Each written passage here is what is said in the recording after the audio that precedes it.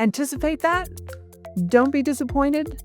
And give yourself the grace to go and ask again and to, get some allies to help you out.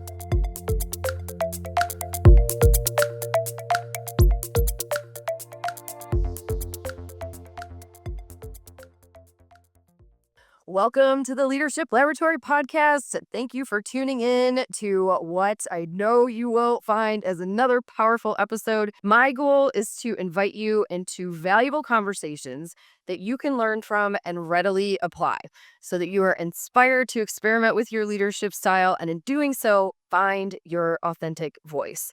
Today's guest is a woman whom I greatly respect and admire and am lucky enough to call a colleague and a friend. She is a trailblazer and an inspiration, not just to women, but to all leaders. I'm so thrilled and honored to welcome Dena Lond. Dena is a retired CEO and chemical engineer by degree. Her experience lies in operations strategy and leading organizations through transition and growth. She has experience as an independent director and is seeking her next board position. She enjoys writing about leadership lessons learned over the span of 30 years in the oil and gas industry. I'm sure a lot of lessons learned there. On a personal note, her time is spent traveling with her husband, reading, and pursuing her love of cooking and baking. Dena, welcome to the Leadership Laboratory podcast. Thank you, Jamie. I'm really happy to be here with you today. Thank you. I'm so excited to spend this time with you. Time spent with Dena makes for a better day. Today we are talking about making your ideas and your wants known, ensuring that you are heard at work. And for my Leadership Laboratory community members or anyone wanting to become one, know that this is covered inside the advanced level of the Leadership Lab, where we do a deep dive on this. And I start off that session asking a question, silly true or false question. And that question is, listeners, you can play along with me here, true or false? Other people can read your mind. And of course, everyone smiles and laughs because, of course, is false, which we all know. It's just a frivolous question. But what it does is remind us that things that seem obvious, right, the things in our head that seem obvious are often not to others.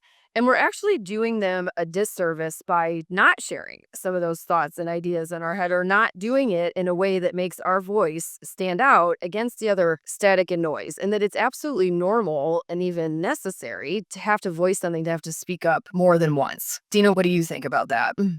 Oh, it's just been my personal experience that when you're trying to get your point across, especially if it's somebody hasn't heard before or been exposed to, that it's really going to be ignored or rejected the first time that you share it. It's part of all the other ideas and asks and questions that have come across somebody's plate in any given day. Oh, yeah. And so especially if you're in a busy executive and you're getting bombarded with information and requests all day long, and you're having to make a lot of fast decisions, you're going to rely on your experience. What has worked for me in the past, what has been successful in the past to get you through most of the day. So you're responding based a lot of times on gut reaction of, I know this will work. I know this is going to happen. This is what we need to do. And that experience helps you get through the day and helps you manage like this huge mountain of activities that you need to do. But it doesn't always set you up for success when somebody is bringing something that is new or unconventional to your attention, because your first reaction is going to be filter it out or just say no. Mm-hmm. And to rely on the existing patterns in your head. And if this is a new idea, there's no pattern for it yet. That's correct. So you're not comfortable with it. It's going to feel risky. It's going to feel different. And it may take some time to consider it. And when you don't have a lot of time, you'll just try to push that off and just I'm going to move on to something else or just say no. Right. And Dena is going to walk us through a great story today of how she had to ask for something important 5 different ways, 5 different times. And before we get to that story, I wanted to touch on the research behind this, that this is not just, 2 women's ideas here that you've got to voice your opinion or ask for what you want more than once. This actually comes from there's a variety of theories that actually prove this. That's right, Jamie. I know that you're a really heady person and you love to do your research. And so when you asked me to speak on this topic about this 5 times rule, this is something that I've been using kind of throughout my career. and that I started verbalizing it when I became a COO at a private equity company. I started verbalizing it to my teammates so that we could work together to get some decisions made within the organization. So when you asked me to be on the podcast, I'm like, let me do some research and look at some background and find out, like, why does this work? Why is it successful? And there's a couple things that I identified, and one of them is this elaboration model. And it has to do with different routes of acceptance of new ideas. And one of them is peripheral. So that's that gut reaction thing that happens. And the other one is central, where you're considering things and there is a variety of information and you have the time to sit down and look at things. And so your brain is using a couple of different methods to accept and respond to new information. And it's called this likelihood elaboration model. And it was studied around like the mid 80s. And people were using it and looking at decision making models and what is working and why is it working and what is going on with people. I just say, so if I'm hearing you correctly, if someone has the peripheral route open in their brain and you ask a question, you might get lucky and just, get the response that you're looking for the first time. What's more likely to happen is that they're in central processing mode. So they might hear you, but they're actually processing something else, which suggests that it's nothing personal if you don't get the response you want or you hear a no. It's just that it hasn't had the chance to be processed by someone. Right. Right. So they're sort of potentially dismissing it. So if it agrees with something that they understand, if it agrees with something that they know, if it fits one of the patterns or the models that's like within their head, their gut reaction is going to go, oh, that will work. That's a good idea. That will work. I have some comfort level with that. And so you might on the first or second, introduction of your idea, get a positive response from it. And otherwise, you're prepare to share it more than once. And elaboration likelihood model, I mean, that's one. I know, Dina, you looked at another one. Yeah. So there is another model, and it's called the mere exposure effect. And there is actually a great example of how it was demonstrated at Oregon State University, like in the mid 80s. And the mere exposure effect is along the lines of something that you're exposed to, even if you hate it at first, if there is repeated exposure, that over time you become more comfortable with it and you may accept it or even want to choose it. And the example that they used at the university is they had a person show up to a class in nothing but a black plastic bag. So the person's arms were sticking out and their legs were sticking out. And the person showed up to class every single day. No one knew who it was. The person didn't talk. They participated in the class, but they didn't talk. They didn't share. And people started initially making fun of them, avoiding the person, sitting away from the person, talking about the person behind their back. And then over time, if the person like missed the class, people were like, well, where was that? And, over time, coming to accept that, hey, this weird thing that doesn't match anything else, like, I want it there. And then over time, people started actually engaging, and even if the person wasn't talking back, talking to the person in the plastic bag. And that's why this whole mere exposure effect shows how something you can actually hate just by it being there over and over and over again can reduce the feeling of risk and make someone feel comfortable with it and actually accept and want it over time. Yes, and make sure they bring their deodorant if they're doing the plastic bag experiment. But my friend Susan actually did something similar with snakes. She mountain bikes a lot, and when she saw non-poisonous snakes, it would cause her to shake on her bike or potentially crash. And she's like, I got to get used to this. So she literally bought a book that had snakes in it, and every evening sat down like a book with images of snakes in it and flipped through it until she was like, it didn't change anything about her nervous system, and she was good to go. Her exposure therapy. So there we go. So the lesson that I'm hearing so far is ask questions, voice your opinions early and often. So you just get used to the repetition of that and the exposure on your own end. And in doing so, on the mirror side of it, other people will as well. All right. So it doesn't have to be about snakes unless you want to go that route. There's also theory of planned behavior. There's the commitment and consistency.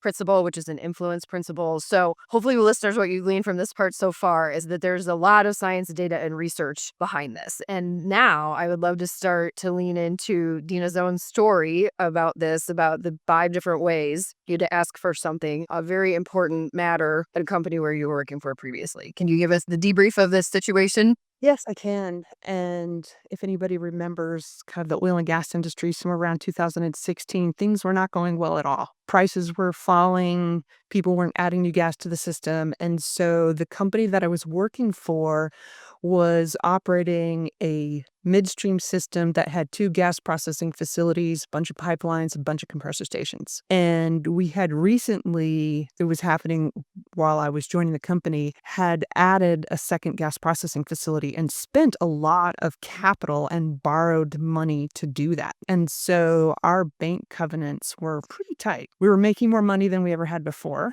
But our CFO came to me and he had a huge concern. Prices were down and we made a lot of our money off of prices, and the volumes weren't up as high as we had expected at that point. And he shared with me that our EBITDA wasn't high enough to cover our bank covenants, and it was critical and we needed to do something. So he and I took a brief look at this, and based on the volume on our system, then opportunity existed for us to shut down one of our facilities, move all the gas to the other facility, and we would save enough money and grow our EBITDA enough that even under depressed prices and even under the situation where we had lower volumes, that we wouldn't be in trouble with any of our bank covenants. It's like, okay, good news. And so Chad brought that to our executive team meeting and brought this information, with the rest of us there, with the whole executive team there, to our CEO.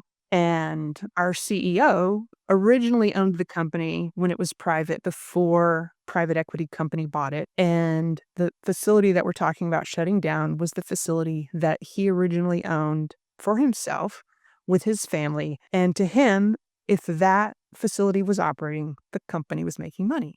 And so he had a personal investment in it. So when Chad brought this idea up, and we knew it was going to be unpopular, but Chad needed to share this. We were near crises, and he brought it, and he got told no. Like, Okay, so that was ask number one. A solution that, from your point of view, was like the logical, the numbers based one. However, as you explained the story, there was an emotional attachment that the CEO had to the other side. So, okay, that was first asked based on logic and numbers and shut down. yes.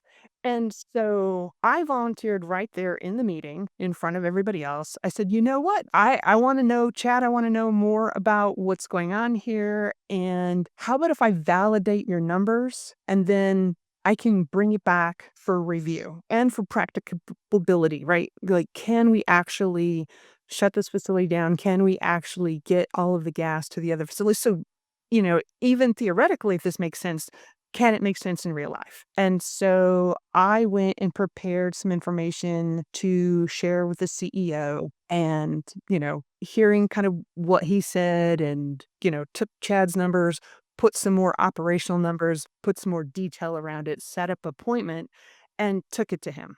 And I got told no. All right, so now we're on number two. So the first time was, here it is based on the numbers.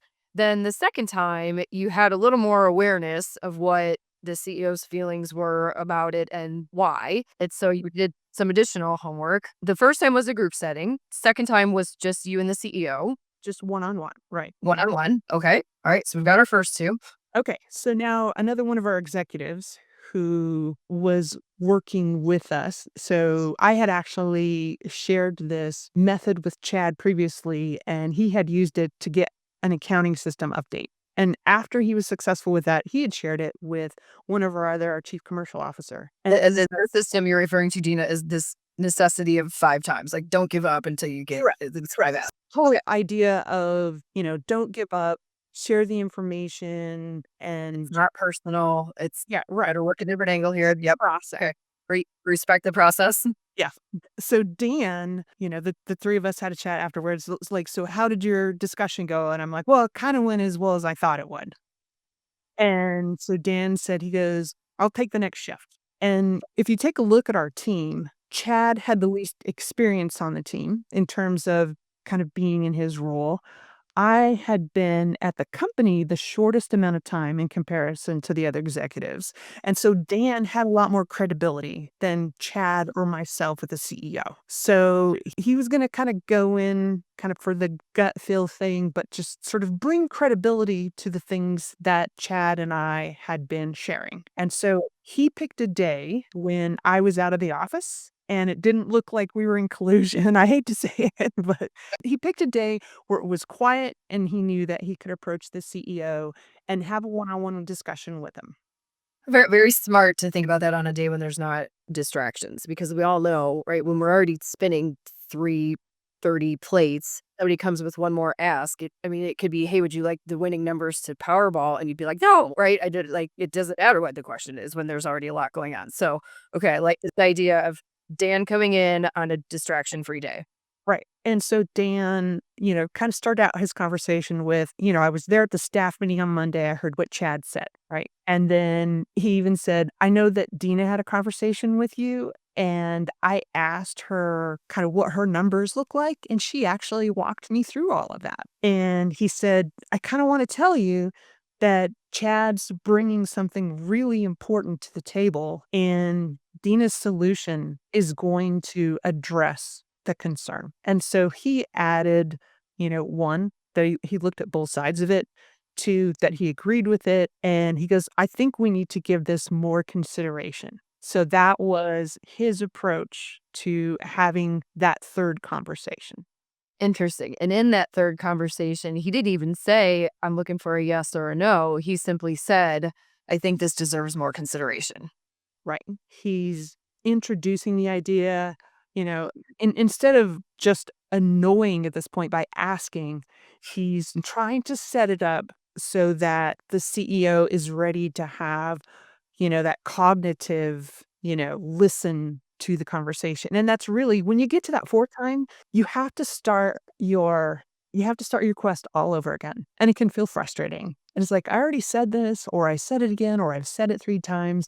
But once you have that person's ear, once they are ready to actually listen and absorb, and they're going to give you their brain time to truly consider what you're saying, you have to start all over again and you have to lay the whole entire thing out in detail.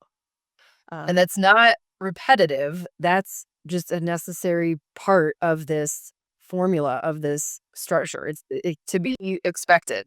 Right. So just, anticipate that the person was responding on a gut level. And so they weren't really fully listening. And now they're raising their head up and they're going, okay, maybe there's something to this. I'm hearing it from multiple places. And the person is now ready to listen. And so you have to paint the whole entire picture for them.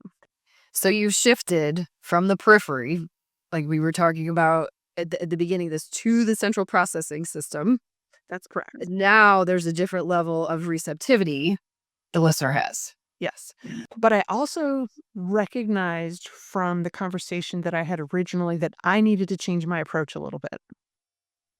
So what Chad raised in the meeting was really a crisis situation. And what I shared with the CEO was really a response to the crisis situation. And I did recognize that it's emotional. Shutting this facility down is emotional. And in his worldview, when that facility is running, we're making money. So I asked myself, is there something strategic that we can do that will make this idea more palatable? So I went back to the drawing board a little bit and I said, okay, if I did have this facility shut down, is there something that I would want to do to make it, better once it started up? And we were just talking about shutting a facility down. We were actually talking about letting people go. And this was also something that the CEO had never done before, the company had never done before. And so I wanted to give him some confidence that if we did do this, that if we went back and needed to start the facility back up, we wouldn't have to run out and hire more people. And that we were making some long-term, a strategic decision to do this and really give him a better reason to let this happen. And so I came up with a plan where, okay, like if we shut this down and if we let these people go, we should use the time to invest some money in the facility. And that money that we invest would make it easier to start up, would make the facility set up so that it could operate unattended at night. And actually, with the automation that we put in, less gas would go to flare, which would mean that it would actually even be more profitable and more environmentally friendly once we started it back up. So I came up with a strategic plan that said, okay, if we shut this down, we will actually make an investment in it. And that'll let the rest of the organization know that this isn't just a panic move, right? That we're making a strategic move. We will invest in the facility. We won't have to hire the people back. It will be more profitable when it starts back up, and it'll be more environmentally friendly. So this was what I took in time number 4. So time number 4 was revisiting it from a completely different angle, and it sounds like times 1, 2, and 3 actually revealed some information to you that even allowed you to get to step 4. They were sounds like they were a necessary part of this process. And I also heard you say, Dina, that essentially you highlighted some different features and benefits of what this solution is that you were proposing. So if the first time the feature, the benefit didn't align with what the CEO's values or gut or decision making instincts were saying, you went back and said, all right, well, let me take a second pass at something else that might align. That's correct. Because the first time we were just, hey, there's this chaotic situation, and here's a band aid that's going to address it. So he wasn't really on board with how chaotic it was. He wasn't on board with the band aid. And so to rethink it and go, okay, like, what are his values? Like, he doesn't want to let people go. He doesn't want to, but he does have the values of let's do something environmentally. Let's treat people with dignity and respect. You know, let's make some investments so that we're letting the rest of the organization know that we're doing something strategic for the company. And so when you prepare your argument in that way, now he's open for consideration and now he's asking questions and now he's engaging in the conversation. And so I didn't ask for his answer in that meeting. I let him ask questions. I let him consider things. I let him understand what the options were. And I actually laid it out in a way where he could choose how much money we were going to spend and what options we were going to do. And then I left that with him. And what we did is at the next staff meeting, and I also told him that I was going to share my approach and all of these ideas with my team members so that he knew that everybody else was going to know so that when we came back to the next staff meeting, we could all talk about it as a group. And I want to pull a little thread out of something you said that was so important too, that you shared options. So you turn what started as a binary ask, is it yes or is it no, into a multiple choice Right. of here's a few ideas. Which one of these lands with you? Right. And So you've expanded the choices, you've expanded the options. yeah. And he got to be a part of the solution. We responded to his, visceral gut concerns and came up with right, your CEO is supposed to be the person who's strategic, right? And we gave him a strategic opportunity. We gave him options. And so instead of just addressing this financial crises, we turned it into, a strategic opportunity. Excellent. And so does that take us then to ask number 5? So at the next staff meeting, Okay.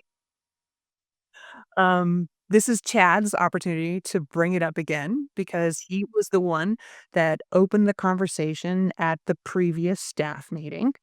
And I reiterated the things that I had shared. Dan reiterated his support for the ideas and the options. And our CEO was able to articulate his thoughts on the whole entire thing, what he had been considering, and how he would like us to move forward with the plan. Mhm. And then it was Yes. yes. Yes. Wow. And the crowd goes wild. Over what time period were those 5 asks? This was a week. Oh, this is all in 1 week. It was really fast because the crisis was that huge. I had been approached by the CFO the previous week him telling me that he wanted to bring this, him knowing that it would be controversial, that it would probably originally be rejected. And so we prepared knowing that it wasn't going to be a one-time ask, right?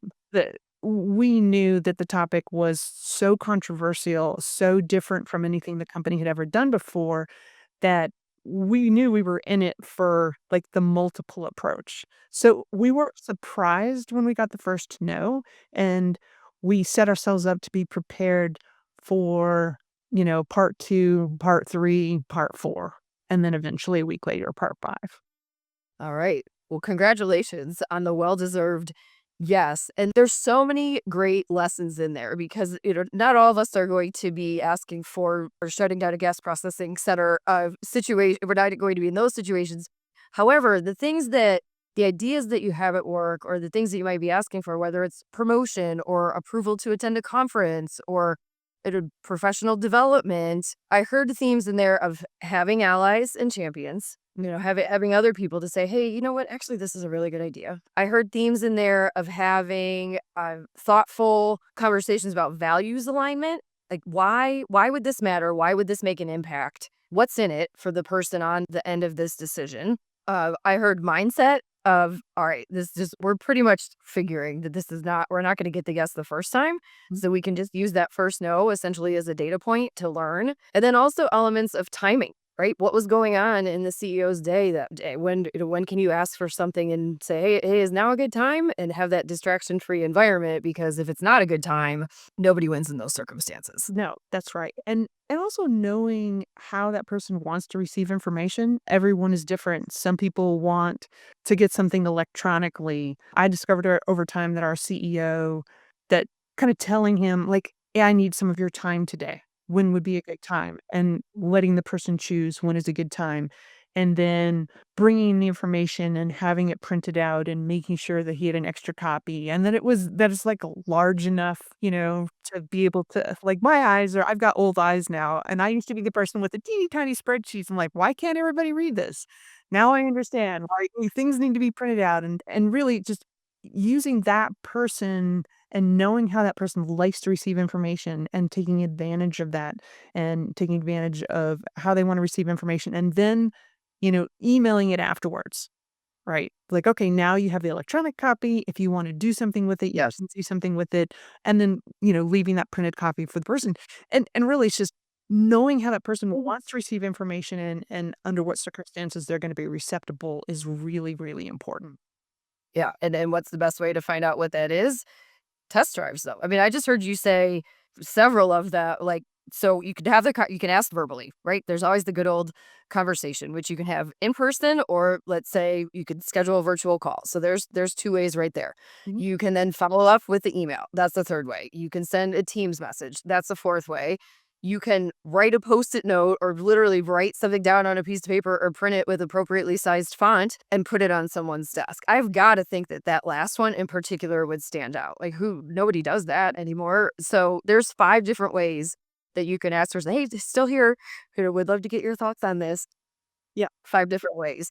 Dina, you reminded me of something too, that the person asking, the onus is on the person asking to explain something in a different way if the recipient doesn't understand initially. And I remember there was a story from history class that when the US was in the Great Depression, Roosevelt was president.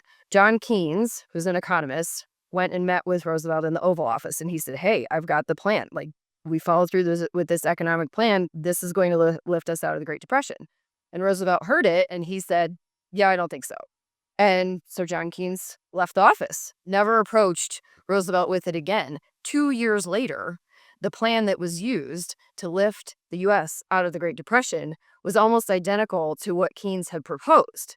And the lesson in that is that the onus wasn't on Roosevelt to try and understand it in different ways. The onus was on Keynes. I mean, you've got 2 intelligent men having a conversation here. And if Roosevelt didn't understand it, the onus is on the person bringing the message or having the ask to say, all right, let me do this a different way. To your point, was it step 4? I think, you revisited it from a different angle until the person on the receiving end understands it. And I think that's important to keep in mind here. Don't expect somebody else to do the mental gymnastics to figure it out. Take that as an opportunity yourself to reframe it, to revisit it, to present it in a different way. And for many of us, maybe we made our first proposal in a meeting. We brought, a proposal to a meeting. And a lot of times in my early career, I would think, oh, I'm going to go to this meeting and I'm going to share this information. And I'm going to convince people that X needs to be done. Not realizing that I probably need to, ahead of that meeting, socialize the idea. And especially if recognizing maybe what the state of mind is of the decision maker or the state of mind of other people in the room. Anticipate, what people might say, against the idea or in addition to the idea, and even potentially gain allies before the meeting. And it sounds deceptive in a way, but it's really about making sure that you're heard. Making sure that you're heard, and when the decision truly is critical and it's important for the success of the company or the success of a person or even, for your pocketbook, right? How are you going to get your message across? And if you say it brilliantly once and the person has their peripheral gut rejection of it, you've never really given it the chance that it deserves. Mhm. Very well said. So there's a big timing element to this. There's a preparation element to it.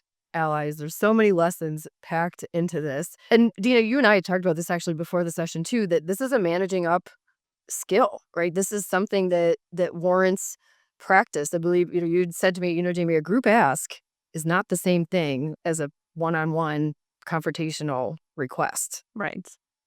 But you mentioned something earlier about, somebody potentially asking for a promotion and somebody using kind of this process to ask for promotion and choosing the right time and place to plant the seed or to make things known. And if you take a look at, maybe a large company annual cycle of activities where early in the year you're talking about your goals and commitment and plans for the year, that's the perfect time to have a discussion with your manager and say, you know what? I am interested in taking on a larger role in this company. I am interested in being in a place where I could potentially get promoted. Not asking at the end of the year when you're expecting the promotion, but asking when it doesn't matter to the other person, Hmm. right? When the stakes are low and you're fact finding. What would it take to make this happen? What I need to do, who is involved in the process, what steps, what do I need to learn, what growth opportunities, what project opportunities do I need to experience that will prepare me to be recommended for this. And so you can ask that when the stakes are low, and then you can have like a mid-year discussion. You can, and if you're not getting these opportunities, like, are these the types of things like that you were expecting me to do? Do you see me, as making the progress that you had hoped? Right. And really getting that person to engage along the way so that when the end of year comes and that decision has to be made, they're knowing that you want to be promoted. They're knowing that they had the conversation with you. They're knowing that they told you that if you did certain things, you would probably set yourself up in a position to be promoted. Right. And then it's much harder for them to ignore the request. Yes. And if you don't ask, the answer is no. The absolute answer is no. Exactly. Well, Dina, as we wrap up our conversation here today, if there was one experiment that you wanted to invite our listeners into, one sort of step that they could take to start to test this out or exercise the art of the ask here, the rule of 5 times, what is your advice for them? What is your suggestion? Just for them to recognize and have a little empathy for the person that they're reaching out to and anticipate that if you're introducing something that hasn't been introduced before, like if you're the person that has the greatest idea ever, it's not going to be recognized the first time. And so anticipate that don't be disappointed and give yourself the grace to go and ask again and to, get some allies to help you out. Oh, I got goosebumps. Yes, yes, yes. I love this. Well, Dina, thank you so much for being here. It is such an honor for me to spend this time with you. And I know our listeners are feeling the same. And listeners, thank you for tuning in. Any final thoughts or anything you want to share, Dina? No, I love being part of your leadership lab. You've got such great things going, for all of the people that you engage with, and I appreciate being invited. Thank you. Thank you. It's so wonderful to have you here. And listeners, if you would like to continue the conversation, to flex your empowerment muscle, to socialize your idea, to ask for what you want, come on over, join us in the Leadership Lab community. It is the safe space to do exactly that. You can find us at jamiemckinney.com/lab and use promo code podcast for $100 off of your membership. Well, thank you again for listening to today's episode. Thank you to my fabulous guest, Dina. And before you close out, before you hit X in the top right corner, it would mean a lot to me if you hit like, if you hit subscribe, if you share this with someone, or if you leave a review. Always love hearing from you. And until next time, listeners, keep experimenting, keep growing, and focus on progress over perfection.